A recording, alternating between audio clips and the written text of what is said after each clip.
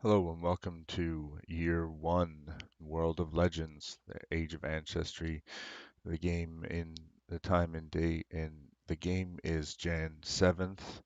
We're approaching the end of the day as well, but there isn't too many wars to cover in this one. So let's dive into it real quick because there was some important developments in one of the wars we covered earlier, which will be shortly featured. And then there will be a special Warcast review probably at the end of the week with some of the other commentators.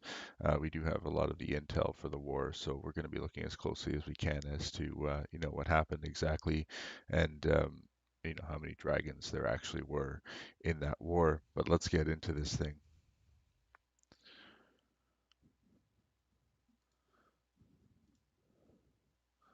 All right. So if we look at the target finder today, it just gives you some idea of how many wars there have actually been over the past week, let's say, of course, in Utopia days. Now, the most latest war here is still 24 hours old, but in fact, a lot of these wars are actually over. So I would just, we're going to look quickly at some of the wars that ended since the last podcast, and then but first we're going to look at the wars that are currently in progress. So let's take a look here at the target finder. We've got Guess What versus Unnamed Kingdom. Guess What being the blue line and Unnamed Kingdom being the red line. So we're just going to say, red is unnamed and blue is Guess What. Going into the war, obviously, Guess What was the bigger kingdom you can see here, and when you look down at the province count, you can tell why. Um, I'm not sure. Maybe these guys just really wanted to go to war. They want to get that ceasefire time or something. But it's not like they're not doing anything here. There's definitely some damage going on here. I mean, they look slightly unaffected on the other side here, which leads me to believe that Unnamed Kingdom just had a wave against the blue guys here, and we can take a look at that because I do have some Seraphim data here. As you can see, I took the information. Let's see who 8-3 is. 8-3 is Unnamed Kingdom. Okay, so Unnamed Kingdom is who I grabbed this intel from. As you can see, they haven't really taken too many acres, not hit too many targets. Some people were hit, a good amount like this. Well, just this one guy actually. Um, but these guys have kind of not been attacking very much. Again, this is the beginning of the war, so there's not too much intel to pull out of the news. But there really isn't too much going on, and these guys are just growing inland, as evident in here where they are growing inland. Interesting. Okay, let's take a look at the net worth here. Wow, okay, so Unnamed Kingdom is just taking off on net worth. So it looks like they're just growing. Maybe they're feeding dragons into guess what. We need to take a closer look at the news here. So let's see what's been happening here. 8-3. Let's make it a little bit easier here, and we're gonna see what 8-3 is doing. So let's see. Yeah, okay, lots of attacks. They're pillaging. They're pillaging. There are, quite a few attacks, mostly pretty busy on the A3 side. A12 just seems to be taking it. I mean, there's some pillages going on. They canceled their Dragon project against them after declaring war. Um, that's kind of strange, I guess. Maybe they needed a different dragon. Um, 100 versus completed our dragon. Okay, that doesn't really. Oh yeah, okay. They canceled their. Yeah, and then okay, so they canceled their dragon and they're sending A3 sending their dragon. Looks like blood red against Ravage. Guess what? So this whole time they're attacking. The dragon is ravaging their lands. And here down here it looks like A3 actually lost a province that was probably AFK from the beginning of the war, rather inactive. Um, so that province is not in good shape right now. They can just add that to their list of provinces that are not in this war anymore. But for a kingdom that doesn't really have too many provinces in comparison to the enemy, in terms of net worth, they're doing extremely well. Um, and they are kind of growing a little bit, but not too much. Definitely growing more than the average kingdom, like is the other province in the other kingdom is on this side. This ferry at the top though, he just seems to be taking off. So yeah, he's he's really getting up there.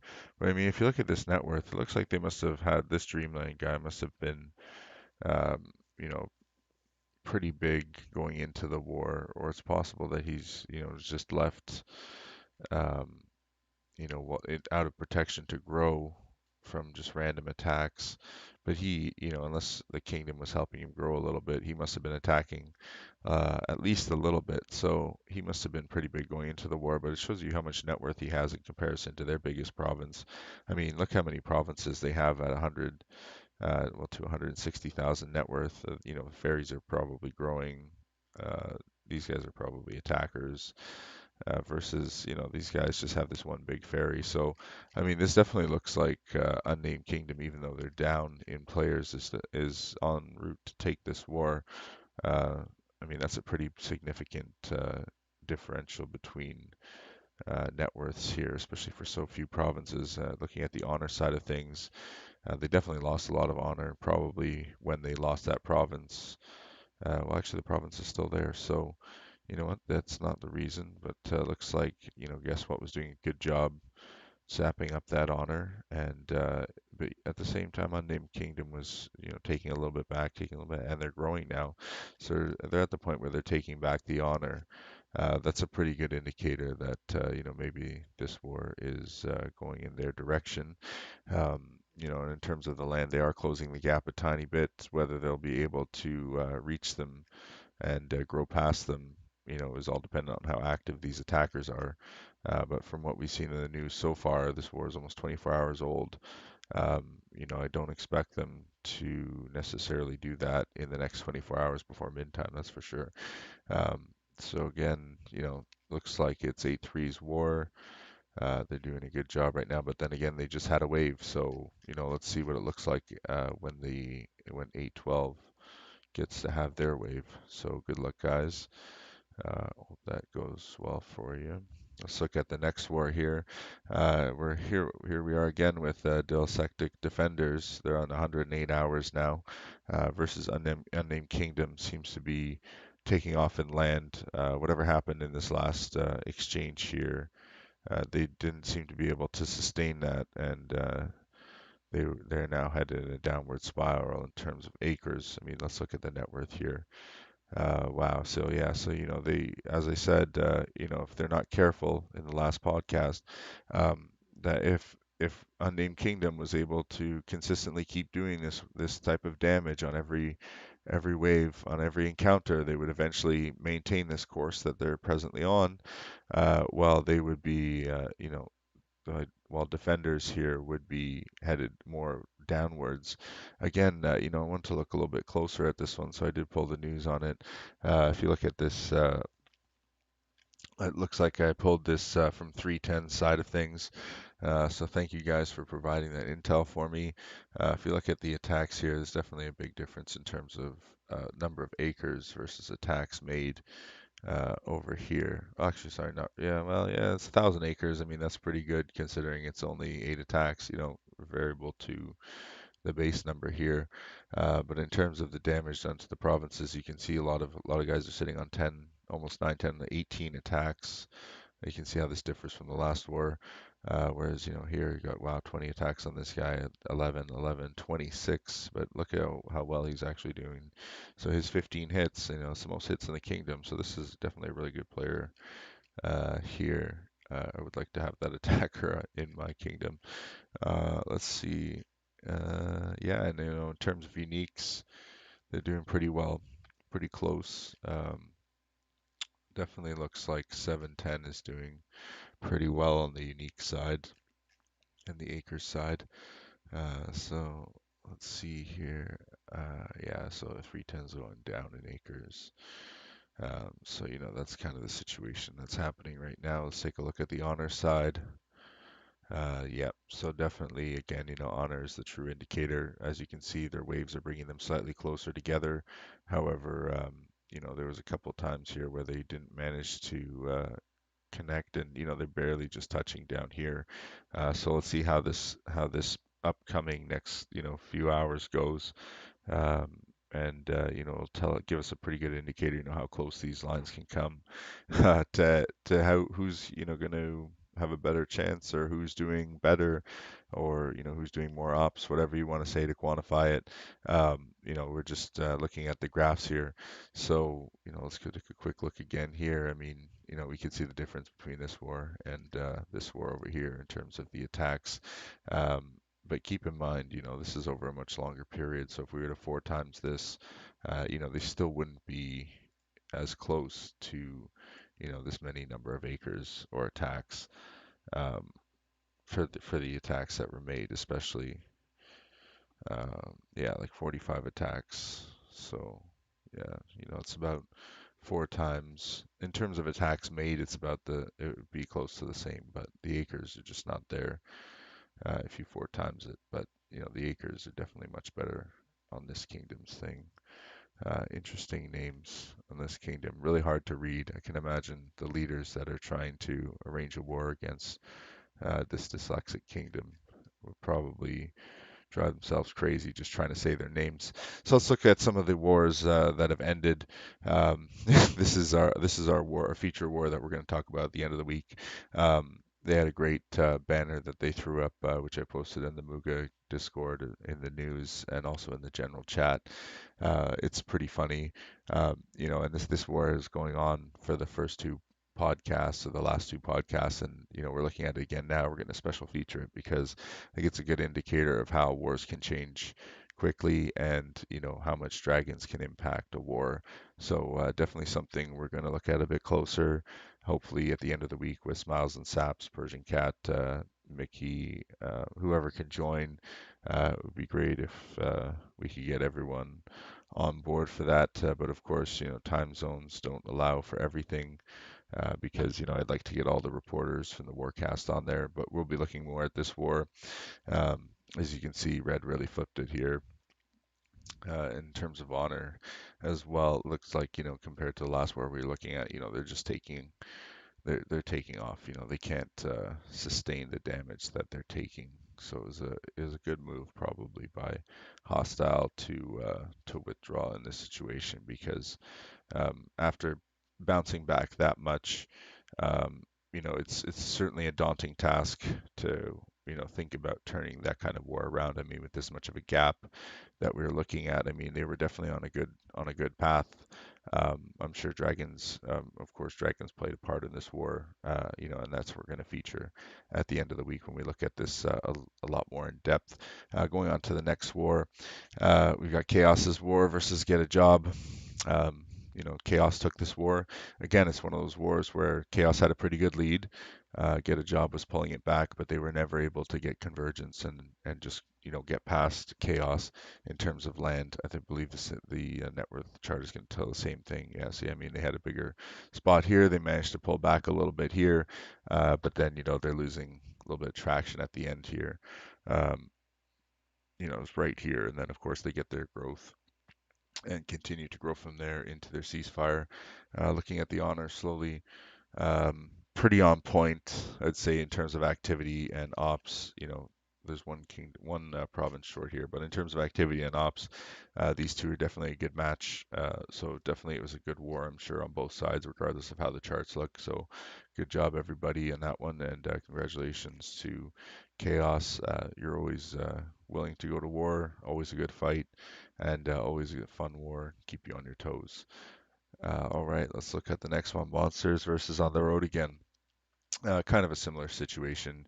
Again, down a province. Monsters was kind of in the lead, from the last podcast that we did, but it's still a very tight war. It got even tighter after that podcast because, here's um, the convergence we were talking about before that we want to see if you're gonna, thinking about pulling back from a war in order to win it. But as you can see, the damage just being done in this last wave was just, and the growth that was happening on monsters was just too much. And I think everyone just wanted to get into their ceasefire so they could move on to the next war. But definitely a good war for both kingdoms. In terms of land, however, for On the Road again. It looks like they just finished Here they are at 879288. So yeah, they finished just below. So I mean, not terrible, but they definitely didn't get any free land out of that. They kind of just ended up breaking even, which I mean, that's the best you could hope for in the worst situation. Looking at the next war, Utopian crossword, PM if solved. The land is a very telling story of what happened in this war. Again, if we look down, the numbers are very even. Um, the damage is still visible on the Red Kingdom here. Looking at the net worth side of things, we see, kind of the same story, wave over wave, they're growing and then just doing, inverted damage basically to the enemy here. And then of course the war is over. So I mean, that was a pretty easy war seemingly for Utopian Crossword. I mean, I don't want to say they didn't have to try, but it definitely looks like they had a pretty easy ride. But again, of course, you got to look at the honor side of things. Definitely from the start, it looks like they were having a bit of an easier time, and then it intensified a little bit. As you can see, we're gaining convergence on the net worth here, so they're really fighting back to try and take this war. But at the end of the day, after that one wave, the second wave, they couldn't pull off a strong enough performance. And I believe at that point, they realized that it was time just to give the win to Utopian Crossword. And again, after 77 hours of war, start their ceasefire, which is even longer than that. Basically an additional day longer than that. So who doesn't want the time off? And if we look at the clock, it's Tuesday today. That'll take them right into the weekend. It'll be enough time to start a war, find a war between Saturday night and Monday morning before everyone gets to go back to work. Yay. Probably the worst time to start a war, in my opinion. It's like 7 o'clock in the morning, or if you just give the enemy the button overnight, and they can press it at like 4 in the morning, and you take advantage of about 5 hours or 4 hours of people sleeping and not being able to do anything on their provinces. All right, going to the next one. Can't get it right versus Monster Tomatoes. Another war where Monster Tomatoes was in a really good position for basically the majority of the war, and they maintained that position and continued to build slowly off of it while doing almost essentially inverted damage to the enemy. Again, can't get it right. That war didn't end too long ago. We look at the net worth side of things, kind of the same situation as the last war, but again, much tighter on this one. Definitely a much tougher fight in terms of net worth at the beginning here, and then it slowly just peters off. They actually dropped them quite a bit right at the end here. I guess enough for them to withdraw. But again, let's look at the honor side of things. Very, very tight war. I mean, we can't get it right. Had a really strong show of force here with their ops and whatever gains they were doing for the honor that they were taking. As you can see, without those gains, at the end of war, Monster Tomatoes would have never, would have basically ended up below. Can't get it right even. That's how good they were at controlling the honor. So at the end of the day, I can't get it right. Even though they withdrew from the war, they still got that honor at the end of the war, which is really important for a lot of provinces because it can give you some really nice buffs, especially earlier in the age, and then later in the age, all those 1% and 1.5% can really add up at the end of the day, especially when it comes down to the wire. So great fight, good job, guys. I hope you guys learned something from your war, and I hope to see another strong showing from both of you at the next war. Let's take a look at the last one here. Lord of the Rings versus Unnamed Kingdom. This is a much tighter war. You can tell by the net worth, especially at the beginning and the middle. Here, how close to the end, however, it really, this 1, 2, 3 tap, and they kind of tap out here. There's a nice convergence on both sides of these waves here, but then it was quickly shown that Unnamed Kingdom was able to do enough damage to maintain that position and actually raise above the net worth line while almost dropping them below this net worth line here. So creating those gaps is definitely important. Looking at the land side of things, this war ended recently, so I mean there's still pretty good amount of damage on this side. You can see how many provinces they took under 500 acres. Basically, the whole kingdom is 500 acres or less, while this kingdom has almost doubled in size. Their smallest province is 544 acres, is bigger than this province. So basically, these guys just sat on top of them and there's nothing they could do about it. Let's look at the honor side of things. Not as tight as the last war. Definitely every war they were in a better and better position to win. You can see that the honor is really dropping off. This kingdom did a really good job at taking land honor out of this war. Some really nice numbers. Yeah, really nice war win there for Unnamed Kingdom. But good good on you, Lord of the Rings, for taking that fight. I mean, in terms of how everything seemed to have gone.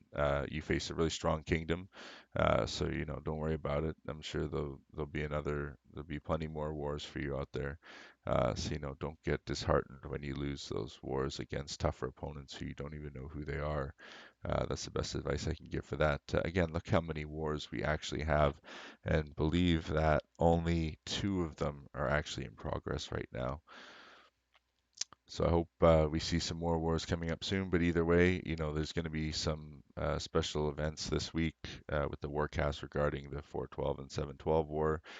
Great job, everyone. I look forward to talking with the other WARCasters about this for everybody. It'll definitely be another live event. We'll invite some of the viewers hopefully into a chat that you can either do in YouTube, and we'll be monitoring the Discord, of course. So thank you, everyone, for coming. It's Jan 7th, year 1.